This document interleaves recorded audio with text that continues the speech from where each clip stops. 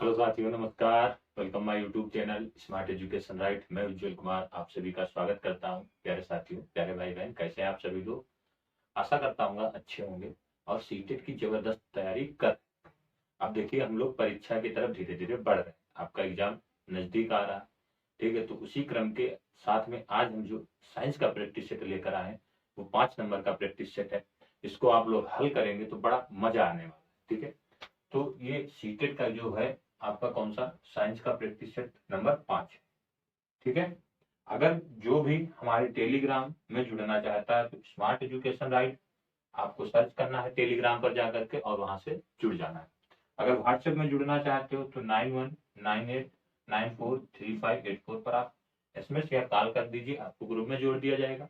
लेकिन व्हाट्सएप पर ही करिएगा एसएमएस, ताकि आपको आसानी से जोड़ा जा सके। तो प्यारे साथियों, प्यारे भाई बहन, आप लोग थोड़ा वीडियो को लाइक कर दिया करिए, थोड़ा शेयर कर दिया करिए, ठीक है। ज़्यादा से ज़्यादा थोड़ा कमेंट भी किया करिए कैसी क्लासें लग रही हैं, और थोड़ा चैनल को सब्सक्राइब कर लीजिए करिए, ठीक है। तो चलते हैं साइंस का प्रैक्टिस नंबर 5 की तरफ। ये आपको क्लास मिलेगी पीडीएफ के थ्रू, ठीक है। क्योंकि ये सारे क्वेश्चन इस पर आ नहीं सकते, इसीलिए इसमें साइंस में जो क्वेश्चन होते हैं काफी बहुत बड़े बड़े होते हैं, बहुत पैराग्राफ आता है, तो इसमें समस्या हो जाती है। तो इसीलिए हम चलेंगे क्लास की तरफ। तो चलिए क्लास को स्टार्ट करते हैं और अपना 5 नंबर का प्रैक्टिस सेट हल करते हैं। हेलो साथियों, नमस्कार। Welcome my YouTube channel smart education right. प्यारे साथियों, प्यारे भाई बहन, कैसे हैं आप सभी लोग? आशा करता हूँ अच्छे होंगे और अपनी पढ़ाई कर रहे हैं। आज हम साइंस का प्रैक्टिस सेट नंबर हम लोग 5 हल करेंगे, जिसमें आप सभी को 30 क्वेश्चन दूंगा मैं, और आप सभी को कमेंट करके इसके आंसर बताने हैं, ताकि आप अपना स्कोर चेक कर सकते हैं, ठीक है। आज आपको साइंस की क्लास मिलेगी, कल आपको फिर सीडीपी की क्लास मिलेगी, फिर आपको मैथ की क्लास मिलेगी साथियों। तो जितने मेरे प्यारे भाई बहन, प्यारे बच्चे, आप लोग सब लोग जितने भाई बहन हैं सीटेट की तैयारी कर रहे हैं अच्छे से सेकंड पेपर की, तो हमारे चैनल के साथ जुड़ जाइए। और ये 5 नंबर का प्रैक्टिस सेट है। जिन भाई बहन को इसकी आपको पीडीएफ चाहिए, हर एक पेपर की मैं पीडीएफ अवेलेबल कराता हूँ। जो पेपर यहाँ प्रैक्टिस सेट हो जाता है उसके बाद मैं इसकी पीडीएफ अपने ग्रुप, व्हाट्सएप ग्रुप और टेलीग्राम पर डाल देता हूँ।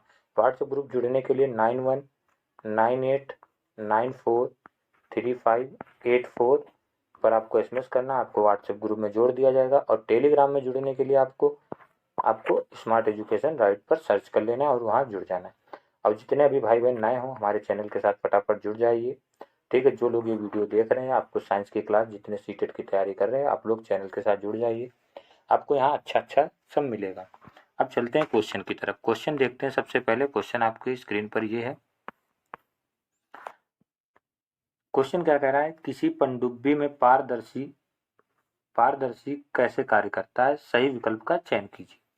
किसी बिंब से प्रकाश 45 अंश पर शीर्ष पर दर्पण पर पड़ता है और उसी कोण पर निचले दर्पण से परावर्तित होता है, जिससे व्यक्ति बाह्य दृश्य देख सकता है। यानी कि कौन सा दृश्य देखता है? बाहर का दृश्य देख सकता है, ठीक है।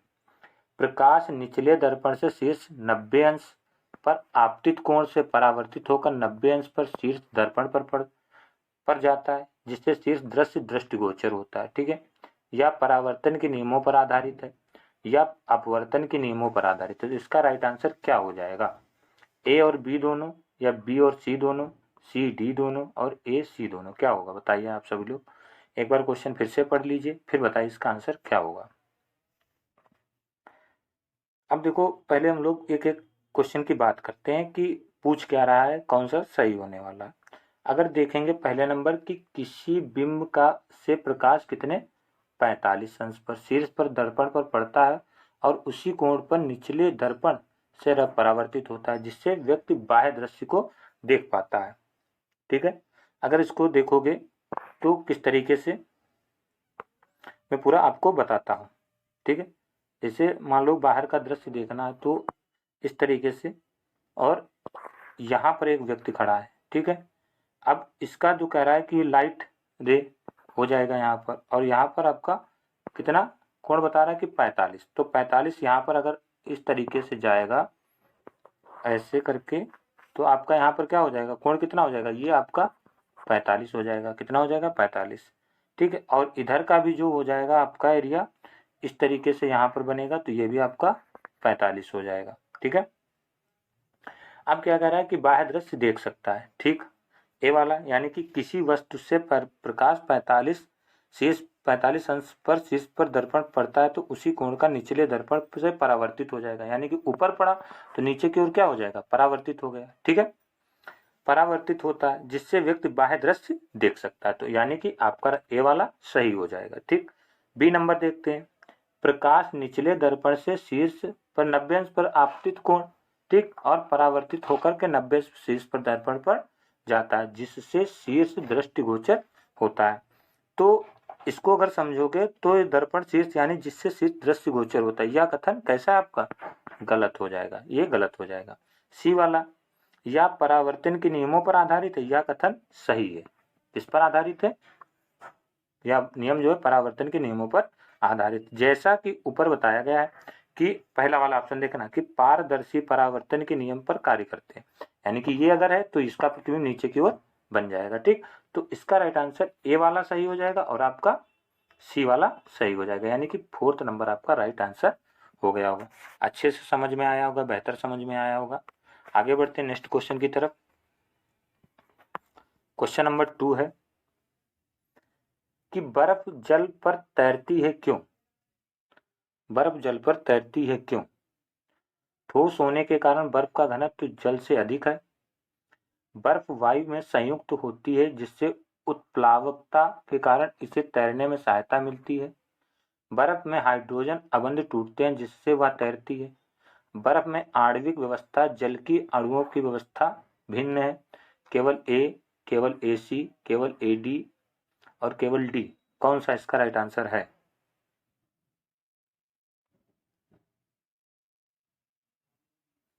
बताएं आप सभी लोग क्या राइट आंसर हो जाएगा। तो देखोगे अगर इसका राइट आंसर होता है कि बर्फ में आणविक व्यवस्था जल के अणुओं की व्यवस्था से भिन्न है, ये राइट आंसर हो जाएगा। तो यानी कि ऑप्शन नंबर कौन सा सही हो जाएगा, केवल नंबर डी वाला हो जाएगा, ठीक है।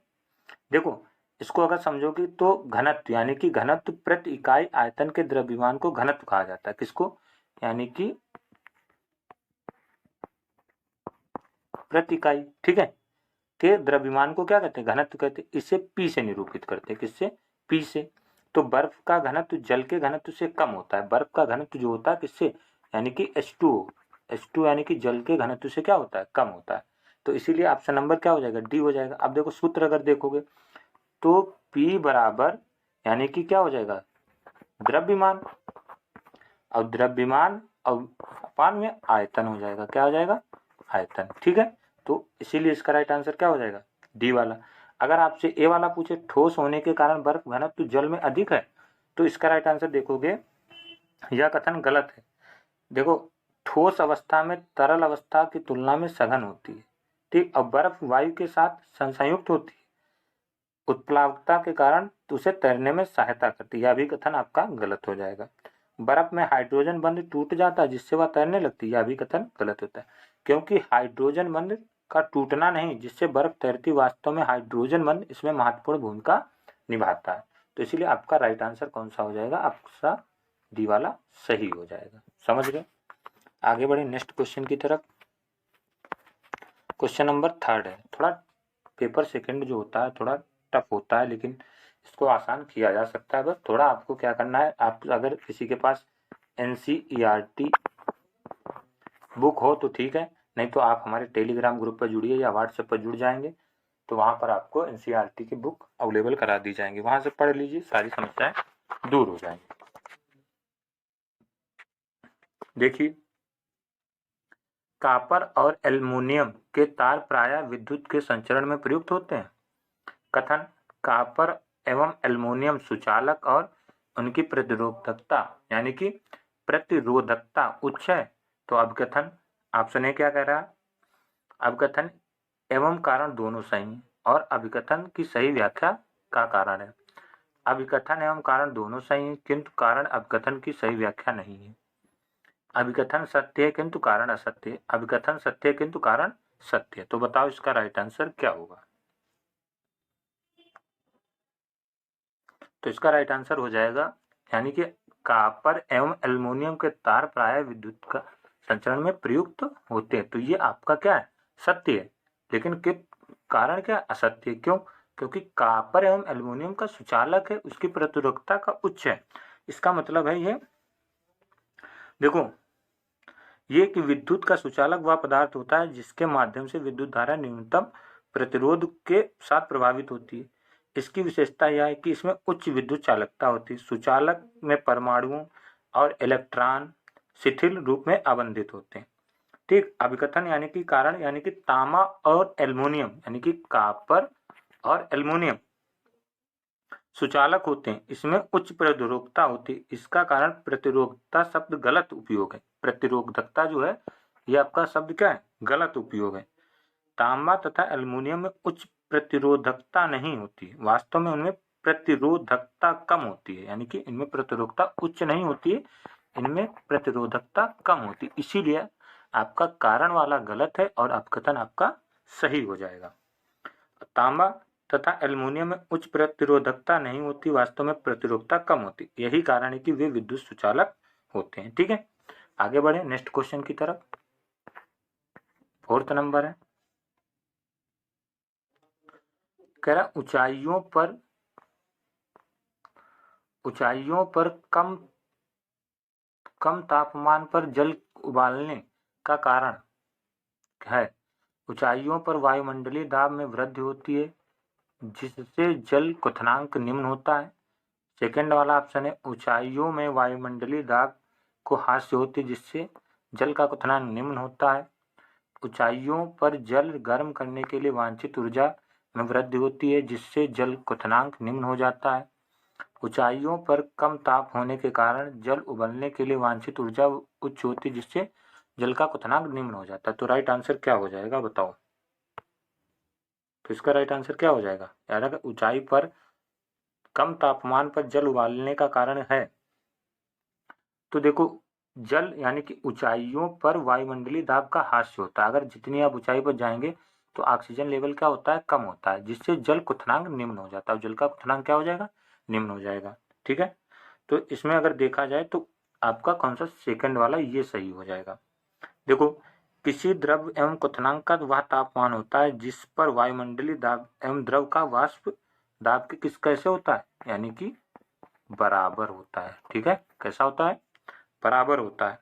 और इस तापमान पर द्रव जल वाष्प में परिवर्तित होने लगता है। ठीक है, परंतु जब भिन्न ऊंचाइयों की बात आती है तो वायुमंडलीय दाब परिवर्तित हो जाता है।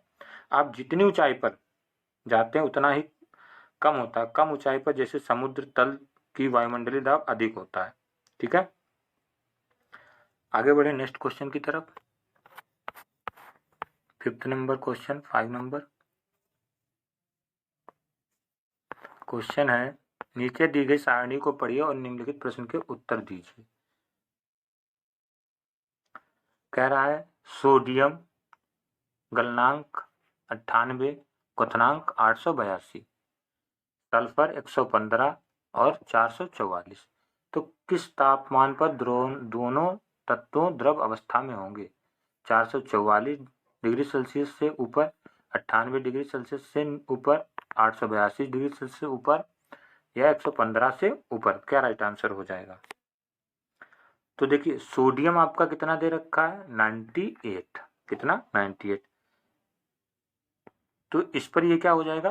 पिघलता है। तथा 882 पर, यानी कि 882 पर ये उबलता है, जिसका अर्थ है कि यह दोनों तापमानों के बीच कहीं भी द्रव अवस्था में होता है।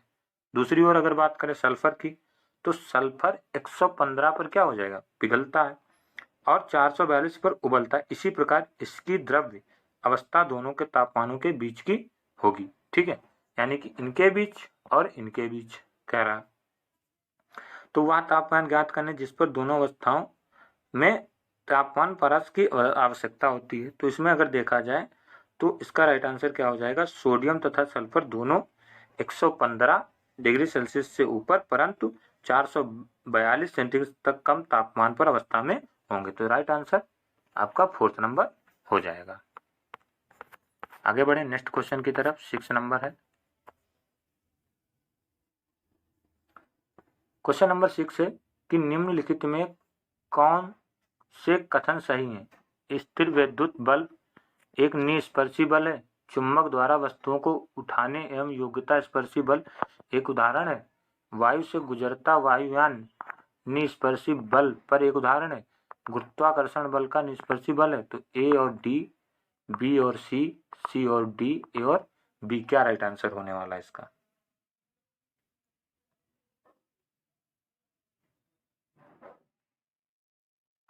तो इसका राइट आंसर क्या हो जाएगा? स्थिर विद्युत बल एक निस्पर्शी बल है। ऑप्शन नंबर ए वाला सही हो जाएगा। और गुरुत्वाकर्षण बल एक निस्पर्शी बल है, यानी कि ए और डी वाला सही हो जाएगा। इसका राइट आंसर हो जाएगा ए और डी वाला, ऑप्शन नंबर ए वाला सही हो जाएगा। देखो अगर बात करें, देखो स्थिर विद्युत बल जो विद्युत आवेशित वस्तुओं के मध्य लगने वाला बल है। मतलब ये जो बल लगता है ये किसके बल लगता है? विद्युत आवेशित वस्तुओं के मध्य लगने वाला बल होता है और वस्तुओं को एक दूसरे को भौतिक रूप से स्पर्श किए बिना उत्पन्न हो सकता है। ठीक है। अगर हम डी वाले की बात करें, गुरुत्वाकर्षण बल एक निस्पर्शी बल है, तो इसकी बात करें तो गुरुत्वाकर्षण एक असंपर्क बल है या दूरी पर कार्य करता है। किस पर? दूरी पर। ठीक है, किस पर कार्य करता है? दूरी पर कार्य करता है। बिना किसी भौतिक संपर्क की आवश्यकता के वस्तुओं एक दूसरे को आकर्षित कर लेता है। ठीक है। अब गुरुत्वाकर्षण उदाहरण के लिए अगर देखा जाए तो गुरुत्वाकर्षण पेड़ से गिरते सेब पृथ्वी तथा सेब के मध्य किसी भी भौतिक संपर्क के बिना और आकर्षित करता है। मतलब कोई संपर्क नहीं हो पाता फिर भी अपनी ओर आकर्षित कर लेता है। ठीक है, आगे बढ़े नेक्स्ट क्वेश्चन की तरफ। 7 नंबर क्वेश्चन, ध्वनि के संदर्भ में निम्नलिखित में कौन सा कथन सही नहीं है? मानवों में कंपन ध्वनि उत्पन्न करता है, ध्वनि निर्वात में गति कर सकती है, यदि आयाम दुगुना हो जाए तो उच्चता 4 गुना हो जाएगी, जितनी उच्च कंपन की आवृत्ति उतना ही कर्ण भेदी ध्वनि। क्या होगा राइट आंसर? तो इसका राइट आंसर हो जाएगा ऑप्शन नंबर सेकंड वाला, ध्वनि निर्वात में गति कर सकती है। ध्वनि निर्वात में, यानी कि ध्वनि निर्वात में गति कर सकती है। देखिए ध्वनि तरंगे अनुदैर्घ्य तरंगे होती हैं। ध्वनि की तरंगे कैसी होती? अनुदैर्घ्य तरंगे होती, इसीलिए वायु के कण ध्वनि के प्रसार की दिशा में गम आगम कंपन करते हैं। ठीक है, इसीलिए राइट आंसर आपका बी वाला सही हो जाएगा। आगे बढ़े नेक्स्ट क्वेश्चन की तरफ। 8 नंबर क्वेश्चन है कि 4 विलयनों ए, बी, सी और डी पीएच क्रमशः 9, 2, 7, 4। ठीक है, इतना समझ गए। तो कह रहा है इन्हें अम्लीय प्रबलता के सही क्रम में व्यवस्थित कीजिए, यानी कि किसका पीएच मान जो है वो कैसा है, कैसे आपको अम्लीय प्रबलता से के सही क्रम में। अब देखो पीएच पैमाना वह पैमाना है जिसका उपयोग किसी पदार्थ के, यानी कि हम पीएच की बात कर रहे हैं, वह पैमाना होता है किसी पदार्थ विलयन हाइड्रोजन आयनों की सांद्रता के आधार पर उसकी अम्लीयता एवं क्षारीयता को व्यक्त करने के लिए किया जाता है। ठीक है, और पीएच पैमाने की सीमा जो होती है वो कितनी होती है? 0 से 14 तक होती है। और यदि पीएच 7 है तो विलयन अम्लीय होता है। अगर पीएच का मान क्या है? 7 है तो विलयन कैसा हो जाएगा? अम्लीय होता है। और यदि पीएच 7 है तो विलयन क्षारीय हो सकता है। और यदि पीएच बराबर 7 है तो विलयन उदासीन हो जाता है। अब देखो ए का पीएच मान अगर देखोगे तो आपका कितना दे रखा है? 9। तो ये क्या है? या प्रकृति में क्षारीय, या कैसा है? यानी कि ए वाला आपका हो जाएगा क्षारीय। ठीक, और बी का पीएच मान तो ये भी कितना है? बी का 2 दे रखा है, तो ये आपका कैसा हो जाएगा? ये आपका हो जाएगा अम्लीय। कैसा हो जाएगा? अम्लीय। सी का पीएच मान दे रखा है तो ये बराबर 7 है, तो 7 में कैसा हो जाएगा? उदासीन हो जाएगा। कैसा? उदासीन हो जाएगा। और डी का पीएच मान 4 है तो यह प्रकृति में कैसा हो जाएगा? अम्लीय हो जाएगा। यानी कि अगर देखोगे तो आपका पहला कौन सा आ जाएगा?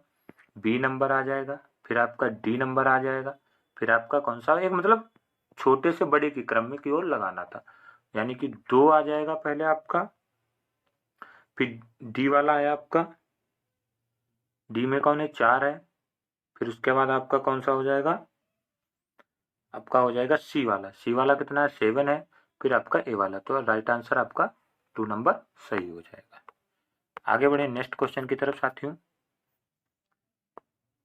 9 नंबर है, तेल एवं जल में मिश्रित नमक को पृथक करने के लिए आप किन विधियों का उपयोग करेंगे, उनमें क्रम का उल्लेख कीजिए। तेल का वाष्पीकरण, तत्पश्चात लवण से जल वाष्पीकरण, जल एवं तेल को निकालने के लिए पृथककारी कीप का उपयोग, तत्पश्चात लवण से जल का वाष्पीकरण, जल का निस्तारण, तत्पश्चात लवण से तेल का वाष्पीकरण, लवण निकालने के लिए विधि का उपयोग एवं शुष्क होने देना। क्या हो जाएगा राइट आंसर? तो इसका राइट आंसर हो जाएगा आपका सेकंड नंबर, यानी कि जल एवं तेल को निकालने के लिए पृथककारी कीप का उपयोग और तत्पश्चात लवण में जल का वाष्पीकरण। आप देखिए एक चीज और ध्यान रखिए, अगर सीटेट का एग्जाम दे रहे हो तो थोड़ा लॉन्ग वाला क्वेश्चन जो होता है आंसर होता है वही ज्यादातर सही भी होता है।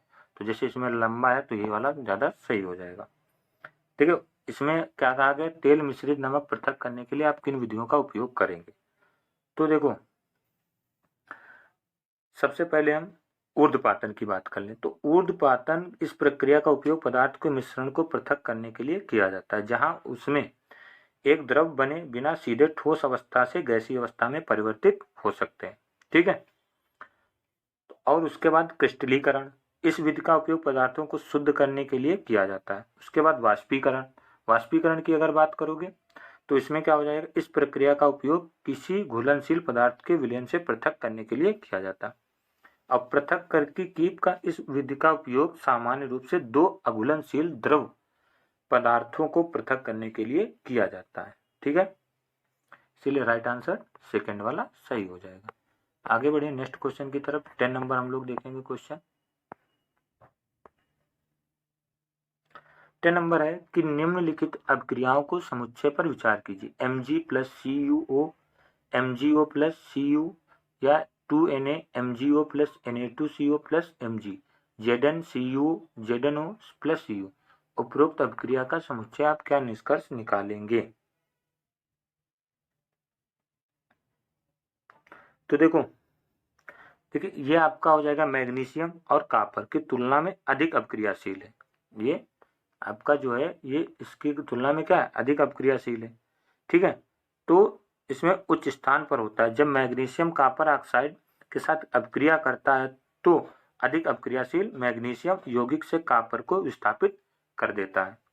इसके परिणाम स्वरूप मैग्नीशियम ऑक्साइड MgO और कॉपर तांबा धातु का निर्माण हो जाता है। तो इसीलिए Mg प्लस CuO एरो और आपका MgO और आपका Cu।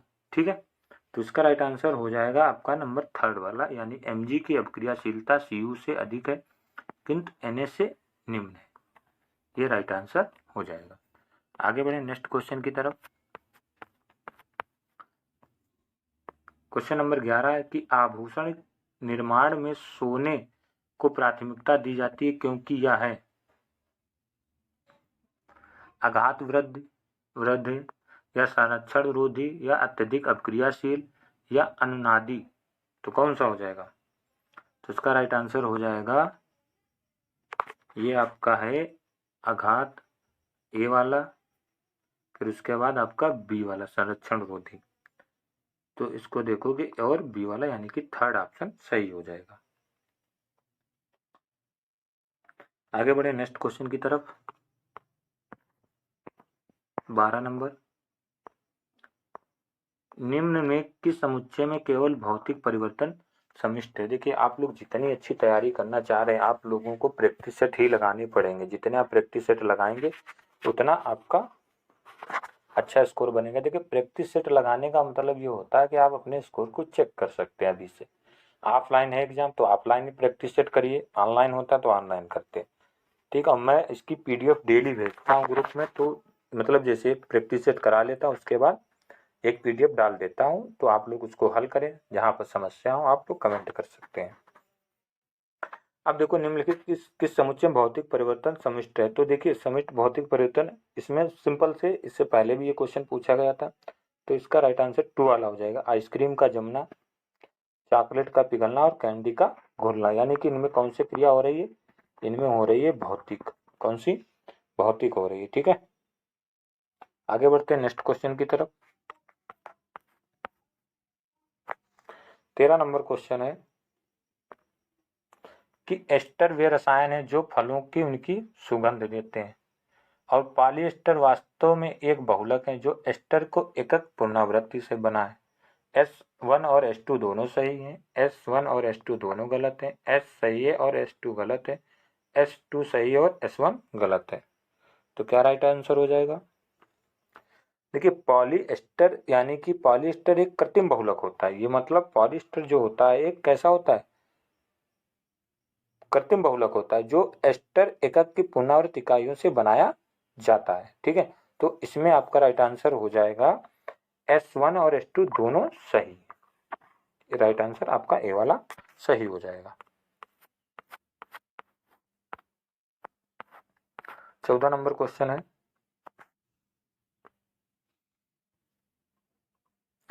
कह रहा है पैराफिनमोम बिटुमेन सुपर फास्फेट 24D, तो इसको मिलाना है, आपको मिलान करना है। तो पैराफिनमोन का हो जाएगा मरहम, सेकंड वाला। ठीक है, और बी का बिटुमेन पेंट, आपका सुपर फास्फेट हो जाएगा उर्वरक, और 24D खरपतवार नाशी। ए वाला आपका सही हो जाएगा, ये राइट आंसर हो जाएगा। अब देखो, पैराफिन मोम का उपयोग मोमबत्ती बनाने, पैकेजिंग, सौंदर्य प्रसारण और मरहम सहित विभिन्न उपयोग में किया जाता है। बिटुमेन का एक चिपचिपा काला एवं अत्यधिक सान्य द्रव पेट्रोलियम अर्ध ठोस के रूप में होता है। इसका उपयोग मुख्य रूप से सड़क निर्माण में किया जाता है, जैसे डामर, कंक्रीट बनाने के लिए मिश्रित कणों के साथ मिश्रित गोंद में बाइंडर के रूप में कराया जाता है। इसका उपयोग पेंट की छतों में जल रोधी सामग्री में किया जाता है। सुपर फास्फेट उर्वरक वर्ग उत्पाद जिसमें फास्फोरस और सल्फर की मात्रा बहुलक अधिक होती है, जो अम्लीय मृदा पर पीएच को किसको बढ़ा देता है?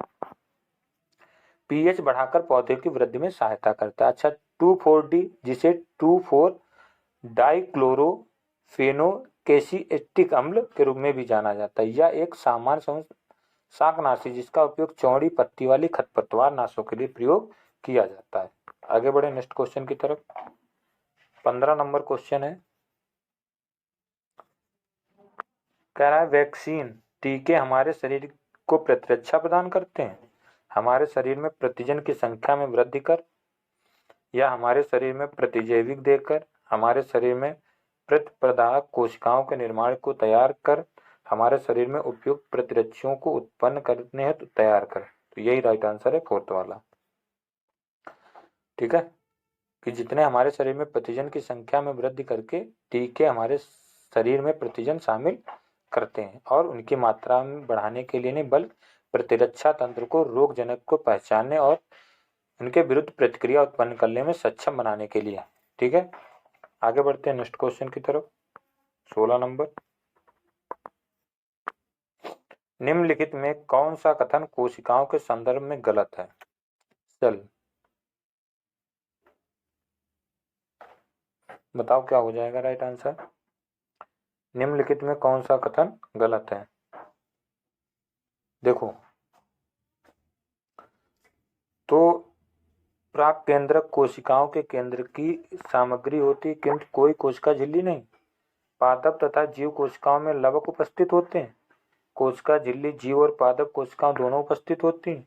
कोशिका भित्त केवल पादप कोशिका में होता है। क्या राइट आंसर हो जाएगा? तो इसका राइट आंसर हो जाएगा साथियों, पादप तथा जीव कोशिकाओं में लवक उपस्थित होते हैं।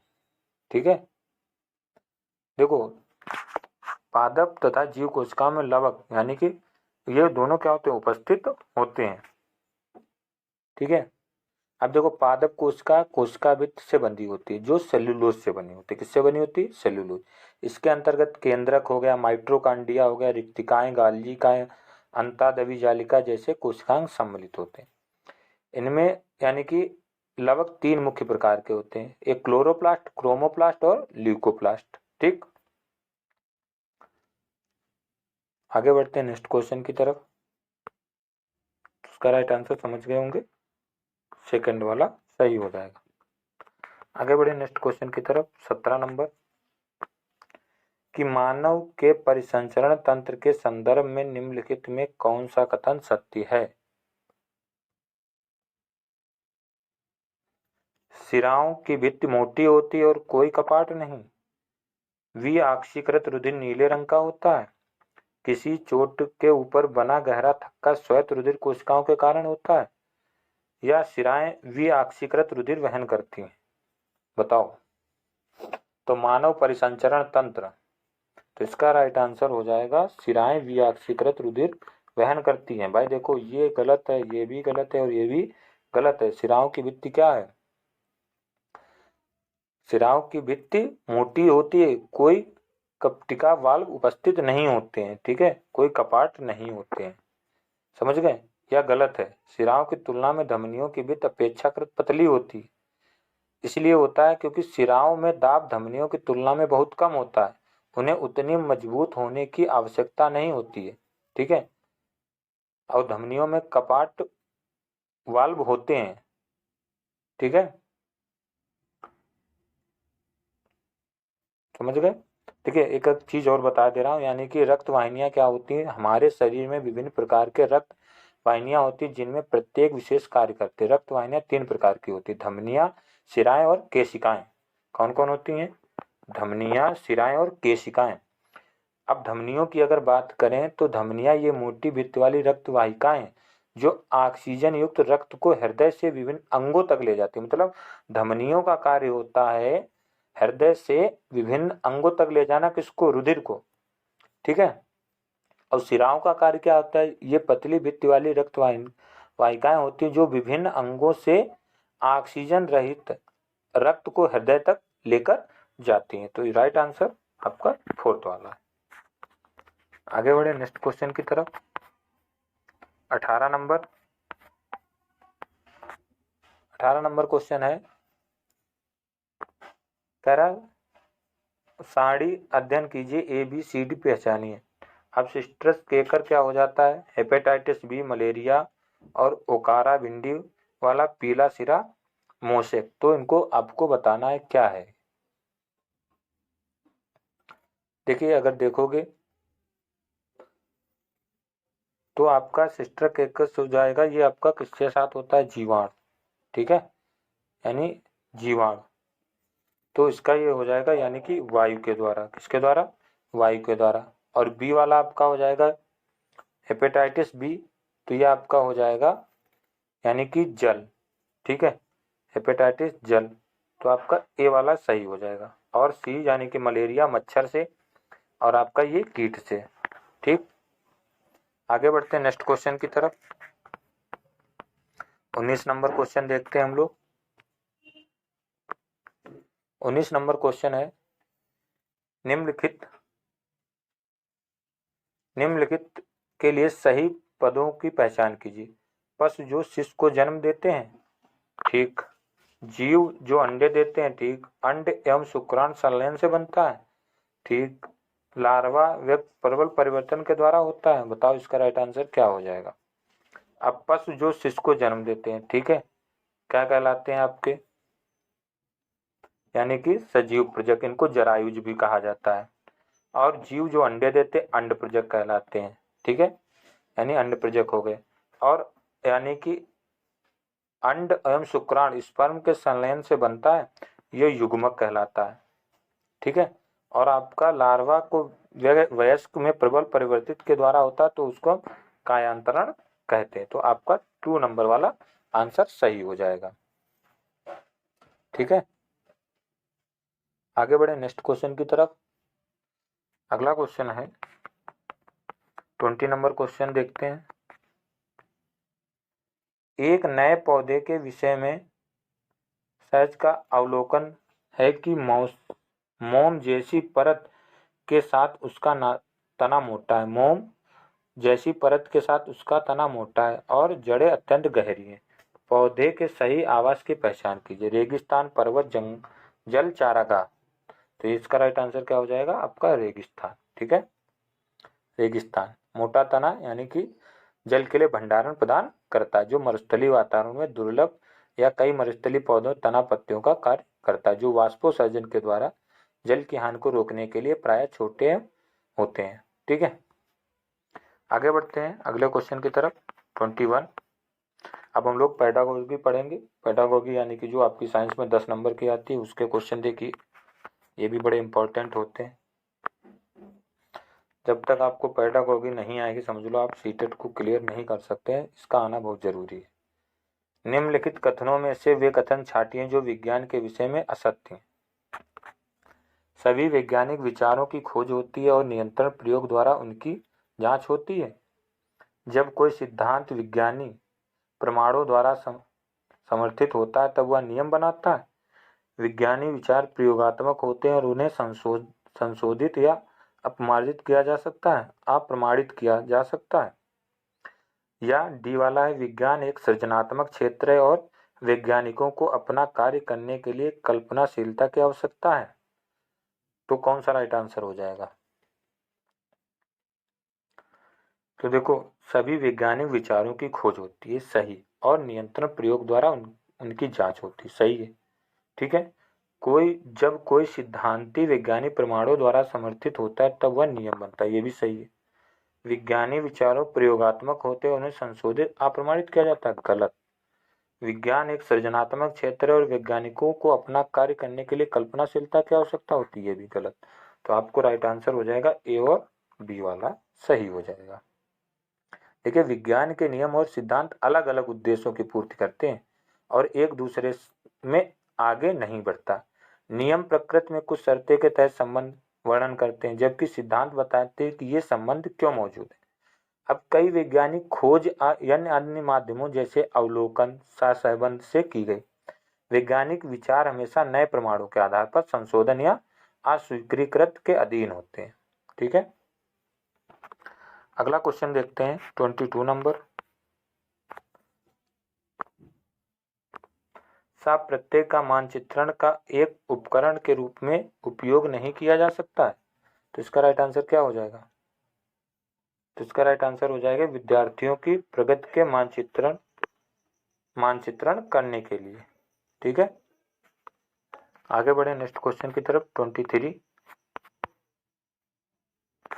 ये क्वेश्चन थोड़ा बड़ा है और उसको पूरा पढ़ना भी पड़ेगा। एनसीईआरटी की कक्षा 8 की विज्ञान पाठ्य पुस्तक बच्चों से उनके दादा दादी और पड़ोस या अन्य बुजुर्गों से बात करने और यह जानने के उनके समय वहित मल निपटाना कौन सी निकाय की उपलब्ध थी या कहती है।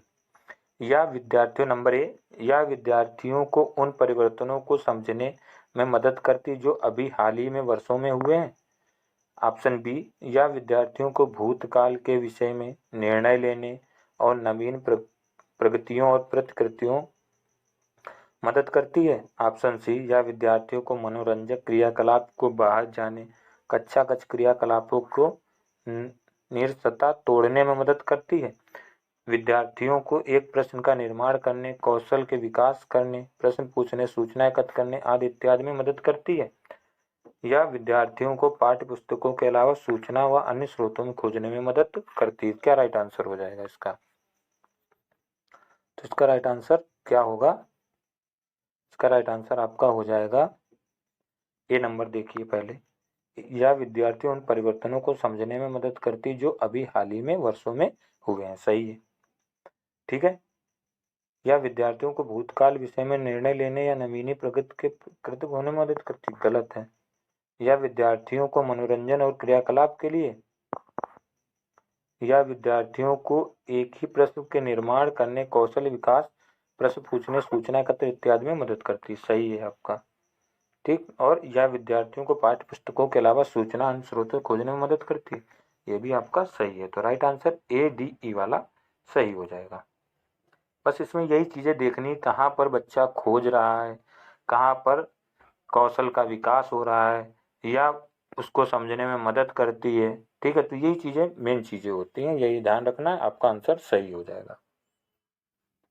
आगे बढ़े नेक्स्ट क्वेश्चन की तरफ। 24। निम्नलिखित में उच्च प्राथमिक विज्ञान शिक्षण के अधिगम के लिए एनसीईआरटी 2005 की क्या अनुशंसा है? बच्चों से संबंधित अधिगम स्थितियों का निर्माण, बच्चों के लिए ऐसी स्थितियां जहां वे स्वयं ज्ञान निर्माण में कर सकें और सृजन करना, व्यावसायिक शिक्षा का विज्ञान के साथ समकालित होना आवश्यक, सब प्रत्ययों को एक विषय परक उपागम से सिखाना चाहिए। ए और बी, ए और सी, ए बी और सी, बी और डी क्या हो जाएगा? तो इसका राइट आंसर आपका बच्चों से संबंधित अधिगम स्थितियों का निर्माण, ये बिल्कुल सही है। और बच्चों के ऐसी स्थितियां जहां स्वयं ज्ञान निर्माण के आवश्यक सृजन करना, ये भी सही है आपका, ए और बी वाला सही है। 25 क्वेश्चन। एक शिक्षक अम्ल और क्षार उनके गुणधर्म को दैनिक जीवन में उनकी उपलब्ध पीएच और सूचकों में चर्चा आरंभ करता है। अम्ल क्षारों के शिक्षण उपरांत शिक्षक अम्ल क्षारों के लिए पुष्टिकरण आधारित क्रियाकलाप आयोजित करता है।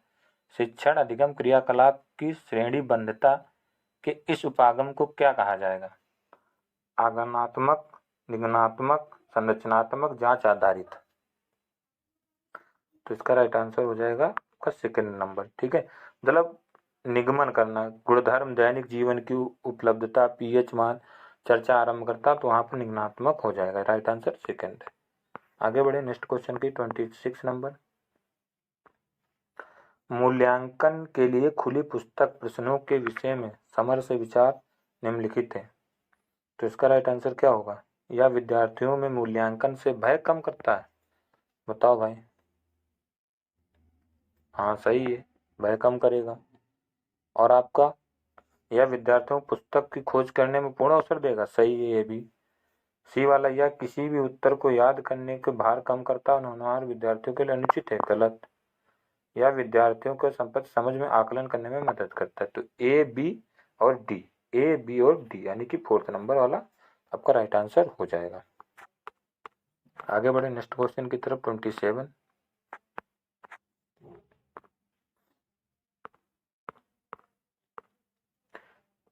विज्ञान के अपसारी प्रश्न शिक्षार्थियों की मदद करता है बहुलक विचारों के विकास में, उनकी चिंतन क्रिया नीतियों के सुधार में, कक्षा परिचर्चाओं में व्यक्त रखने में, एक उत्तर तक पहुंचने में। A B C, A C D, B C D, केवल ए और बी क्या हो जाएगा राइट आंसर? तो इसका राइट आंसर हो जाएगा बहुलक विचारों के विकास में। सही है। उनकी चिंतन कार्य नीतियों को सुधार, सही है। कक्षा परिचय में व्यक्त रखने, सही है।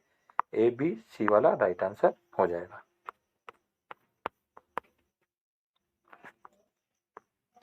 विज्ञान के कक्ष में विसंगत घटनाओं के उपयोग में निम्नलिखित में क्या उद्देश्य नहीं है? यह विद्यार्थियों की में भ्रांतियां उजागर करने में शिक्षकों को सहायता करता है। यह विद्यार्थियों के संज्ञानात्मक द्वंद्व उत्पन्न करने में सहायता करता है। यह विद्यार्थियों को अपने विचारों को भिन्न ढंग से देखने में मदद करता है। यह कमजोर विद्यार्थियों को आकलन में अच्छा प्रदर्शन करने में मदद करता है। क्या हो जाएगा राइट आंसर? तो ये राइट आंसर हो जाएगा कमजोर विद्यार्थी आकलन में अच्छा प्रदर्शन करने में मदद करता है। आगे बढ़े नेक्स्ट क्वेश्चन 29। थोड़ा बड़ा है, इसको पढ़ना पड़ेगा।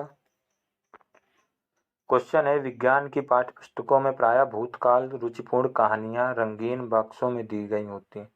विलियम हार्वे 1578 से 1657, 1500 एडी यानी कि 1578 1657, जिन्होंने रुधिर परिसंचरण की खोज की। किसकी? रुधिर परिसंचरण की। किसने? William Harvey.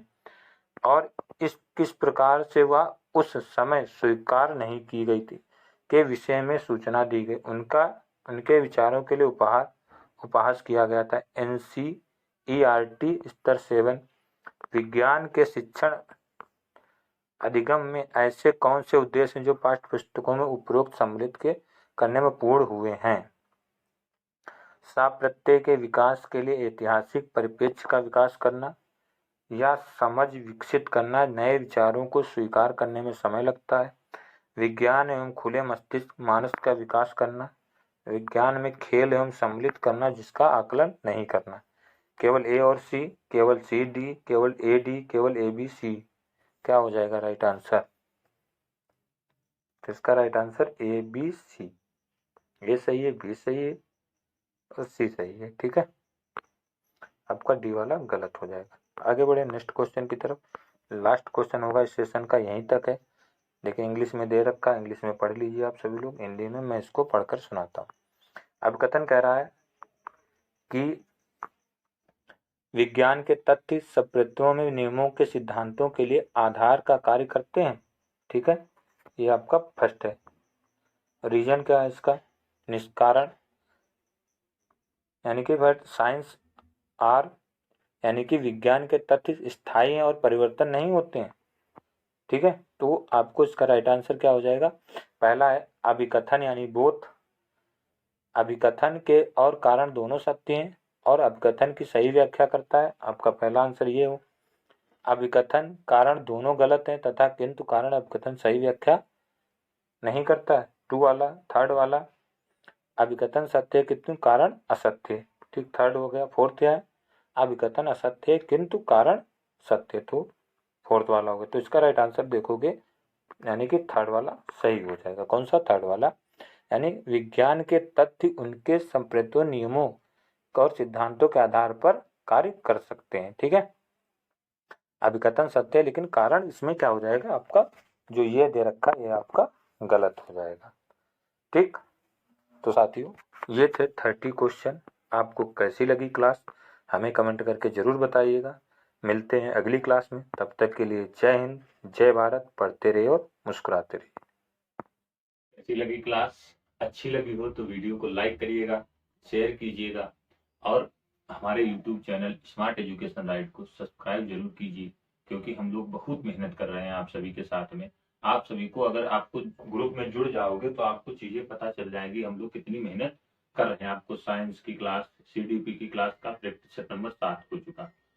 ठीक है, 8वां मिलेगा। मैथ की क्लास 4 करवा चुका हूँ, 5वीं मिलने वाली है आप सभी को। ठीक है, इसी प्रकार से आपको जितनी भी क्लासें होंगी मैं करवाता रहूंगा साथियों। फिर उसके बाद लास्ट टाइम में 1 लाइनर क्वेश्चन करवाऊंगा, जिससे आपको एग्जाम में कोई मतलब समस्या ना बचे। ठीक है साथियों, तो बस आज के लिए इतना ही। वीडियो को लाइक करिएगा, शेयर कीजिएगा और हमारे YouTube channel smart education right को सब्सक्राइब जरूर कीजिएगा। जय हिंद, जय भारत।